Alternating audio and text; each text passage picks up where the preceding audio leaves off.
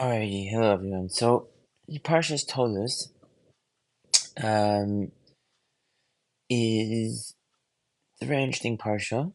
Um, so we're gonna address, I think we're gonna address the underlying factors and contributing ideas from Yitzchak Avinu, um, and see how they're meant to shape, you know, what a Jew is supposed to be.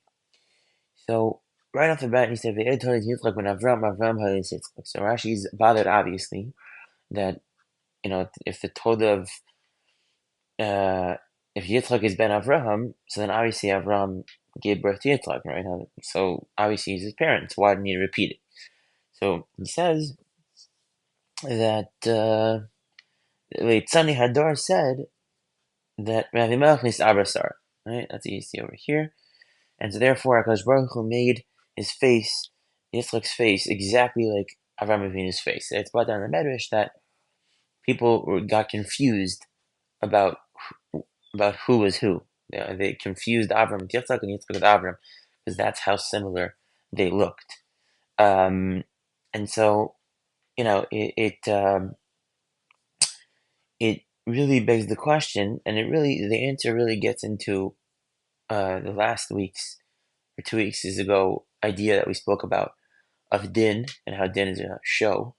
So the answer gets into that, but the first question really is, okay, so who cares that it's on the Adar set? Okay, that's the question number one. Question number two is, why is it so important that everyone realizes that Yitzchak is the son of Avram? That's question number two. Question number three is that l'chayra, it makes very little, it's hard to understand why it is that the um the there's like a little parsha over here of the Toldos of Yitzchak, which is Yaakov and Esav, and then only after that parsha do we hear about Esav's Yitzchak's life. So first it talks about all these things. It says Yaakov, he sold the Bechor to Yaakov, and then in Perek Chavav it talks about Yitzchak's life. So why does it first talk about this idea of Yitzchak having kids before it talks about his life? And Adam Avinu, we know about his life, and then one of the things that happened in his life is that he had kids. It didn't talk about the birth of Yitzchak before it spoke about the life of Avram. Why would it speak about the life of? Why would it speak about the Toldos of Yitzchak before it even tells you about him? It doesn't. It doesn't really make that much sense. So you see, here's where it says up until Chavav talks about Yaakov and Esav, and then talks about Hira Baritz, and then it says the incidents that happened in Yitzchak's life. So that's another question. Now you have a fourth kasha over here is that if you skim through very quickly the psukim that talk about Yitzchak's life, you'll you will obviously see that essentially Yitzchak lived Avraham Avinu's life again. There was nothing, and I mean literally nothing, that was different about the way that Yitzchak lived his life in terms of the way the Chumash describes it and what happened to him between him and Avram. So there was a Rav, right? Okay, so there was also a Rav in Avram's time. Okay, so Avram went down to Mitzrayim, Yitzchak didn't. But okay, so he went to Avimelech. Avram also went to Avimelech. You know what happened? They asked about his wife, about Rivka, and guess what he said? Something very original. Achosi, oh, she's my sister. Where did we hear that before? And then he said, oh, because he's afraid to save my wife. Why? Because they'll kill me. That's exactly what Avram said. And then Avimelech saw him. Then Avimelech says, oh, how can you do that? I almost slept with your wife. Oh my gosh. And it's exactly what happened with Avram. And then he goes back and he digs up the pits that they that they closed off from the pits that Avram's servants dug, and he digs those back up. So it's like, and then he makes a bris with Avimelech, which is exactly what Avram did. So basically, it seems very very clear. If you read these psukim, it's almost like shocking. It's almost like a joke. Like Yitzchak's life is exactly Avram's life. There's like no difference. So it's hard to understand what is the specificity of the contribution of Yitzchak in terms of what we're supposed to learn from him, from in the Chumash that it talks about it. I mean, he says, "Oh, his wife is beautiful, and make a bris to Yitzchak." I mean, it doesn't. I don't. It's hard to understand what we're supposed to learn from Yitzchak's life per se. So, I mean, most of us think about the Akedah, but as we all know, the Akedah was the 10th Nisan of Avram Avinu. It wasn't. It wasn't an accomplishment as far as the way the Chumash presents it of Yitzchak. So, that is something that really has to be understood. What was going on over there, and then we'll also rehash one of our kashas from last time, which is that we said that we know that the pasuk says over here the reason why Sarah named Yitzchak Yitzchak is it says Atomer Sarat Tzachok Asal Yelakim Kashamea Yitzchak Li, right? So then they named him Yitzchak. So in other words, the idea is that the words tzadi chuf, tzadi ches kuf is the shorish of the name of Yitzchak, and yet we have the Rashi that basically says that the word tzchok means all shalosh chamuras. You see over here, lashon avodah zara, gili arayos, and shvichas damim. So it is very, very shocking to think about that. A shorish of a word is what it means. So what does it imply that the three-letter word that makes up the name of Yitzchak, Tzadi Ches Kuf, means all shalosh chamuras? How does that? What does that say to us? It seems to be very inappropriate for the name of an Av to also refer to all shalosh chamuras. Okay, so those are the kashas. Now let's go on to the teretz. I'm going to say the teretz, and then I'm going to be putting out a longer version of this um, idea, for more rayas and more places where it comes out. But for this part, I'm just gonna basically condense it. And the teretz is the following thing: Yitzchak Avinu is someone who is moser nefesh, and when we think about the idea of mesiras nefesh, most people translate it and they think of it means that you're giving up. No, you're giving up your life, you're giving up your money, you're giving up time, you're putting in effort. Okay, very nice. The truth of the matter is that mesiras nefesh doesn't mean giving up at all. Rather, if you take the term, the word seriously, meiser, the word mesira, does not mean give up, it means give over. If you learn Masechet Bava Metzia, mesira is a way to affect a kinyan. You can do meiser, you can do mesira, right? Or if you're meiser something to a star, it means you give it over to them. Mesiras nefesh does not mean that you give up your nefesh. It means that you give over your nefesh. What's the difference? The difference is that, and this is brought down in my great grandfather's sefer in Ume Yitzchak Yaakov, that the yesod of mesiras nefesh is that there's essentially two relationships that are being engaged with God, between the world and God at all times. And the relationships are the relationship between the individual and God, and then there's a relationship between the klal and God. The klal refers to and those are the two hashgachos, hashgacha pratis and hashgacha klalis.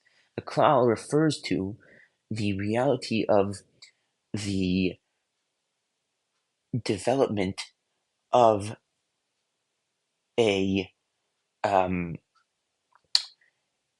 a universal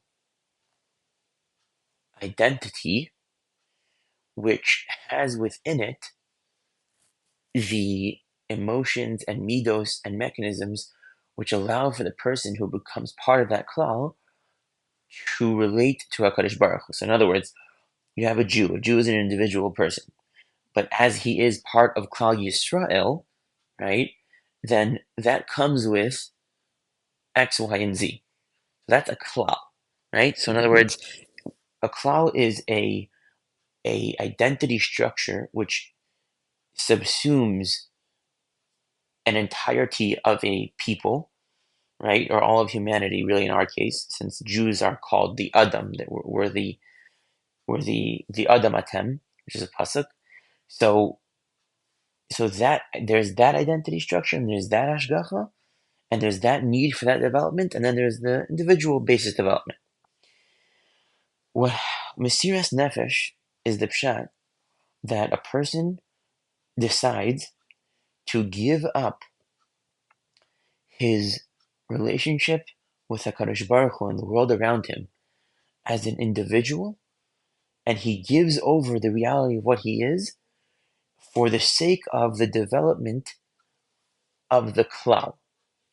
And in the name of Yitzhak Yaakov, my great-grandfather says that basically the example that we see this most starkly by is by Aaron HaKohen. That Aaron HaKohen, when he did the Egel, when he made the Egel, Aaron HaKohen obviously did not want to make the Egel. He didn't think it was right at all.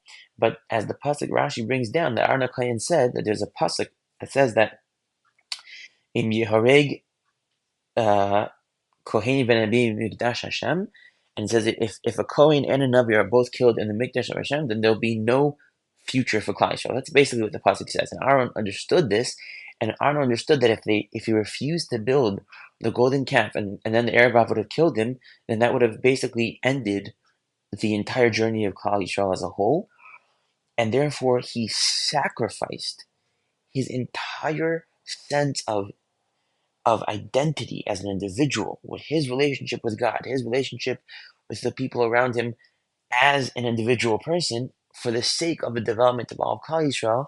And he made the Egel and tried to delay them the most possible so that they wouldn't end up worshiping it. And in that way, he becomes part of the Klal. And really what it means is that he becomes a concept. And you think about this idea that a human being has the ability to become a concept. That is the most mind-boggling, and it is the truest idea of the ultimate sense of what life is, because it gives you immortality. Because if we think about it, there is very, very few people that existed 4,000 years ago that we can name. Very few people compared to how many there were. And the reason why me and you know about Aaron HaKohen wasn't because of his individual relationship with HaKadosh Baruch Hu. There were many, many tzaddikim that we have no clue what their names are. We don't know what they did. So why do we know about them? We know about him because he gave up the reality of what he was, and therefore he became an integral, everlasting part of the very structure of Klal Yisrael, namely being a Kohen. And that is also what Yitzchak is. We have to understand, and this is the real depth of what's being said here, is that Yitzchak Avinu, and this is what it means, that his name is all three Shalosh Chamuras. What does it mean, all three Shalosh Chamuras? Shalosh Chamuras means that Ramaral says, as we have famously known, that each of the Shalosh Chamuras is a keneged, one of the three ways that man relates to the world around him as an individual. So in other words, you have Ben Adam L'Makom, Avodah Zarah, Ben Adam L'Chaveru, Shvichas Damim, and Ben Adam L'Atzmo, Gilei Arayos. So, in fact, so it meaning in the most chamordik aspect of those things, you're supposed to give up your life rather than do them as a Jew, because if you do them, your life, you completely wreck and destroy the reality of what you are, which is why the Torah tells you to give up your life for it. I mean, Torah is not just saying give up your life. The Torah takes that very seriously. Every other mitzvah, it's v'chai b'hem. So why? Why do you give up your life for these three things? Because you're not. It won't be v'chai b'hem. It will be v'meis b'hem.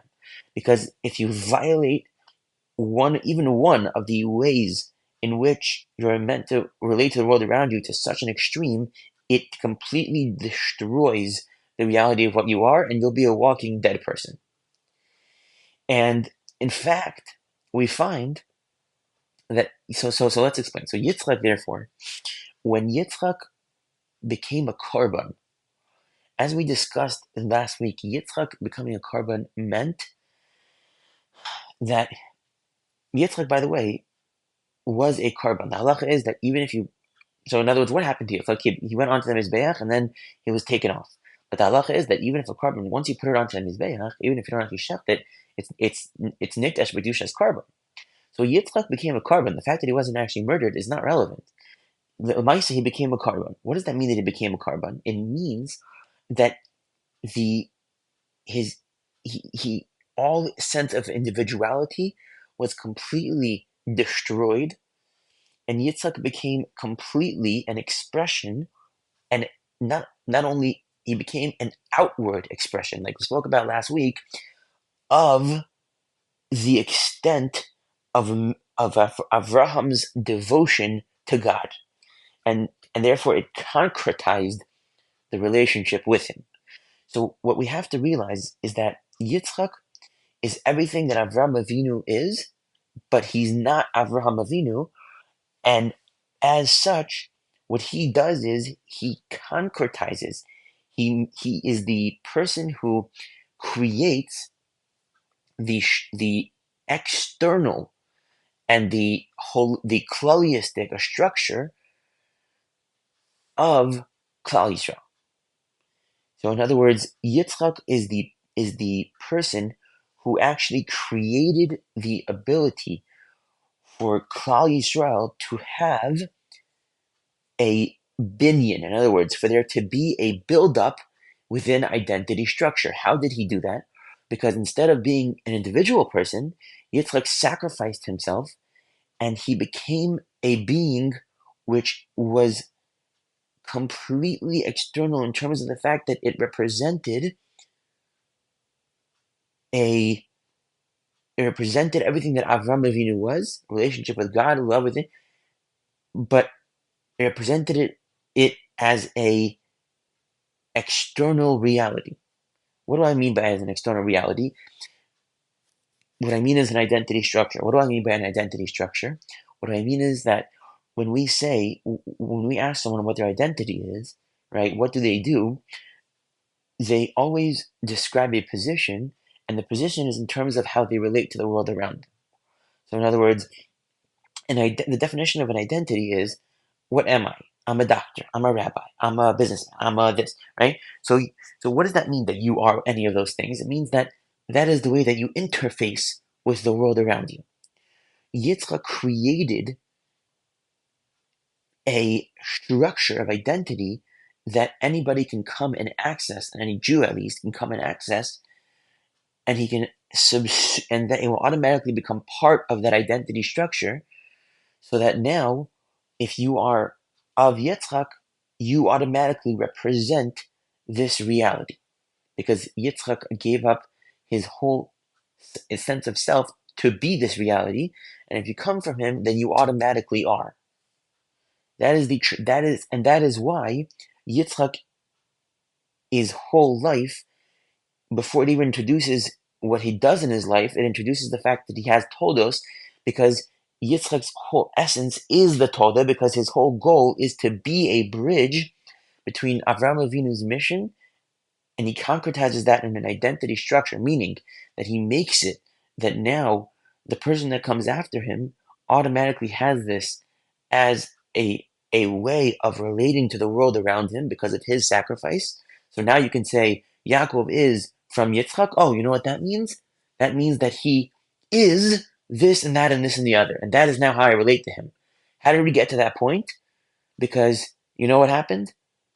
Yitzchak was willingly brought onto a Mizbeach, and he became a complete sacrifice of God, which means that his entire existence became only to the purpose of showing you, the external person, that God exists, because he was willing to go out and give up his existence. So therefore, it creates the identity level aspect of Klal Yisrael. And we see this, and it's a pliya. And that is why it told us Avram first, and that's why Avram has no individual story. Yitzchak has no individual story or identity. And now let's bring a few rise. What do we see?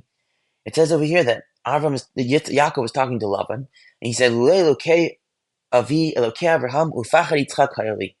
So he's saying, if it wouldn't have been for my forefathers' gods, the God of Avraham and the fear of Yitzchak. The fear of Yitzchak meaning the God of Yitzchak, but he's saying it as the fear. So Rashi says, Lo Ratzal Omer Elokei Yitzchak, didn't want to say the God of Yitzchak,